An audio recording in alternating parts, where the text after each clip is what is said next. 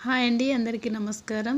ఈరోజు చెప్పబోయేది ఏమిటి అంటే రావి చెట్టు చుట్టూ ప్రదక్షిణలు చేసే సమయంలో తప్పనిసరిగా పాటించాల్సిన నియమాలు మరియు రావి చెట్టును ఏ రోజు పూజించాలి, ఎప్పుడు ముట్టుకోవాలి అనే దాని గురించి మాట్లాడబోతున్నాను. హిందువులు కొన్ని రకాల వృక్షాలను కూడా ఎంతో పవిత్రమైనవిగా భావిస్తూ పూజిస్తూ ఉంటారు. ఇలా వేప, రవి, ఉసిరి వంటి వృక్షాలకు ప్రత్యేకంగా పూజలు చేస్తూ పూజిస్తూ ఉంటారు. ఇకపోతే రావి చెట్టులో సకల దేవతలు కొలువై ఉంటారని భావిస్తారు. ముఖ్యంగా ఈ చెట్టు వేర్లు, కాండం, కొమ్మలలో త్రిమూర్తులు కొలువై ఉంటారని భావిస్తారు. అందుకే చాలామంది ప్రతిరోజు రావి చెట్టుకి కూడా ప్రదక్షిణలు చేస్తూ పూజలు చేస్తూ ఉంటారు. ఇక శని ప్రభావ దోషంతో బాధపడేవారు రావి చెట్టుకు శనివారం ఆవ నూనెతో దీపాలు వెలిగించడం వల్ల శని ప్రభావ దోషం తొలగిపోతుందని భావిస్తూ ఉంటారు. ఎవరైతే రావి చెట్టుకు పూజ చేసి రావి చెట్టు చుట్టూ ప్రదక్షిణలు చేస్తూ ఉంటారో అలాంటి వారు ప్రదక్షిణలు చేసే సమయంలో కొన్ని నియమాలను పాటించవలసి ఉంటుంది. ఎప్పుడు కూడా రావి చెట్టుకు సూర్యోదయం తర్వాత స్నానం ఆచరించి పూజ చేయాల్సి ఉంటుంది. ఇక రావి చెట్టుకు పూజ చేసే ముందుగా గణపతి పూజ చేసి సంకల్పం చేసుకోవాలి. అనంతరం రావి చెట్టు చుట్టూ ప్రదక్షిణలు చేసే సమయంలో విష్ణు సహస్రనామాలను చదువుతూ ప్రదక్షిణలు చేయాలి. ఇక రావి చెట్టును ఎప్పుడు కూడా చేతితో తాకి నమస్కరించకూడదు.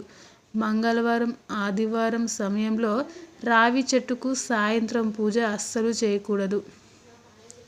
ఇకపోతే శనివారం మినహా మిగిలిన అన్ని రోజులని ప్రతి ప్రదక్షిణం అనంతరం రావి చెట్టుకు నమస్కరించి తాకకుండా ప్రదక్షిణలు చేయాలి. శనివారం మాత్రమే రావి చెట్టును చేతితో తాకి ప్రదక్షిణలు చేసి పూజ చేయాలి.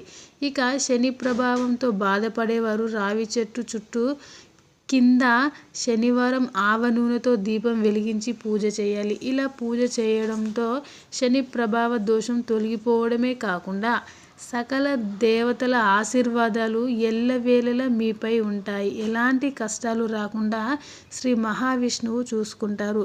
అయితే కలియుగంలో 6 ముఖ్యమైనటువంటి పవిత్ర కర్మలు ఉన్నాయి. అందులో చాలామందికి తక్కువ మందికి మాత్రమే తెలిసినటువంటిది అశ్వత్థ సేవనం, అంటే రావి చెట్టును పూజించడం.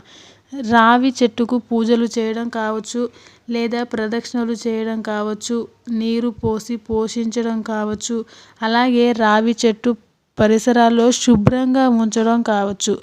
ఈ విధంగా ఏదో విధంగా రావి చెట్టును సేవిస్తూ ఉండడం అనేది కలియుగంలో చాలా మంచి కార్యక్రమం. రావి చెట్టు అంటే సాక్షాత్తు మహావిష్ణువు స్వరూపం అనే విషయాన్ని దృష్టిలో పెట్టుకోవాలి. కానీ రావి చెట్టు చుట్టూ ప్రదక్షిణలు చేయడం, నీళ్లు పోయడం అవన్నీ చేయవచ్చు. కానీ ప్రతిరోజు శనివారాలలో మాత్రమే ముట్టుకోవాలి. మిగతా ఏ రోజు ముట్టుకోకూడదు. ఇంకా ఎప్పుడు ముట్టుకోకూడదు. ఈ విషయాన్ని దృష్టిలో పెట్టుకోవాలి. అలాగే సాయంత్రం పూట పొద్దుపోయిన తర్వాత చెట్ల వద్దకు వెళ్ళకూడదు. ఈ నియమాలు రావి చెట్టుకు కూడా వర్తిస్తుంది. కావున రావి చెట్టును పూజించడం మహావిష్ణువు యొక్క అనుగ్రహం పొందండి.